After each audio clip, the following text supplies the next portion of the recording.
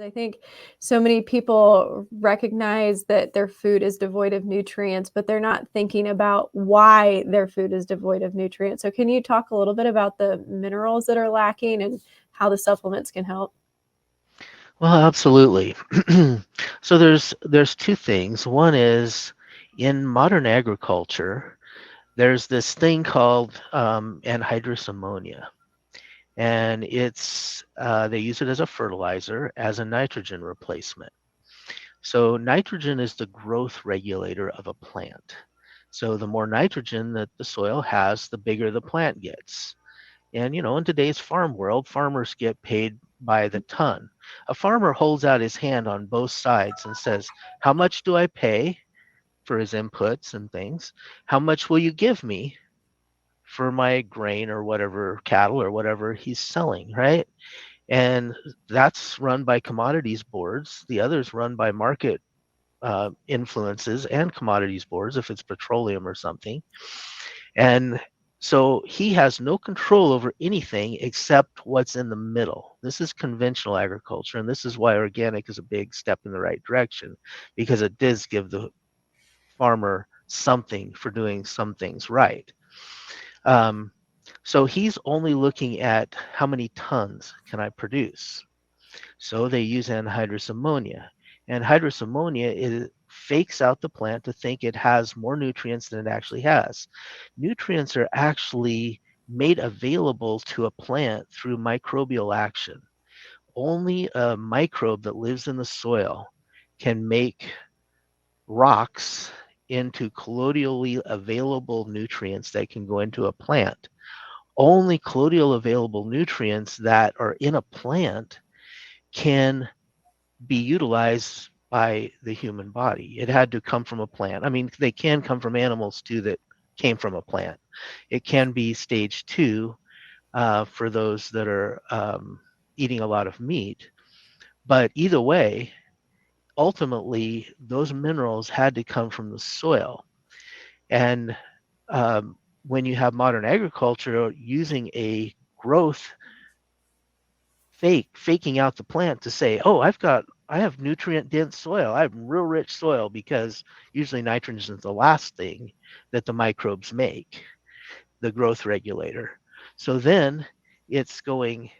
So the plant grows a lot more mass than what there actually are bioavailable minerals in the soil for. So it gets spread way thinner.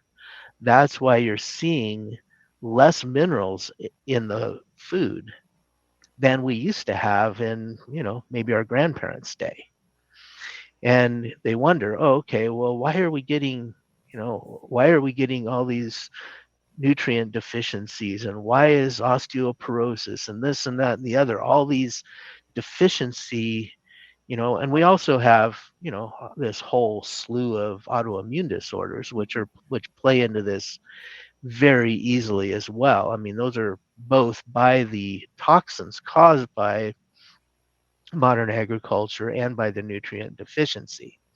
So then we go one step further and we look at supplements. And you look at half of the supplements out there, maybe more than half, way more than half actually. And a lot of the minerals that you're going to get are basically not digested by microbes. Remember, the only way that it's really utilizable to our body is if the microbes have already created, they digest it into a form that is bioavailable to a plant, to an animal, to us. It's You can't get minerals from, maybe with the exception of salt, but even that's questionable. We cannot get minerals from, you lick on a piece of steel, you're not going to get good iron. You might get iron in your system, but it's harmful. It's heavy metals, iron. The same, is true with other metals. Oh, try to suck on a copper wire and see how much your copper content comes up in your body. It's not utilizable, right? Mhm. Basically, that's what they're doing with a lot of the supplements. They're taking these elements, not pre-digested, or they're running them through some kind of a petri dish with some microbes in it, and then they call them colloidal. Um, and they're saying, hey, well, this, and you do it at a lab, and you test it. Oh, sure, it's got iron in it, got lots of iron in it, or copper, so magnesium, and oh, it's got lots of magnesium in it. Yeah, well, what good's that magnesium going to do? You might want to take a bath in it, but it's not going to do your body any good because it's not pre-digested by the microbes. Maybe a little tiny bit might get digested by the microbes in your digestive system. There may be a tiny bit, but our digestive system microbes are not designed to pull minerals out of rocks and make them bioavailable to to plants. Soil microbes are designed to do that. That's exactly what they do, and they have been doing for as long as the Earth's existed. That is how those minerals are made available to the plant.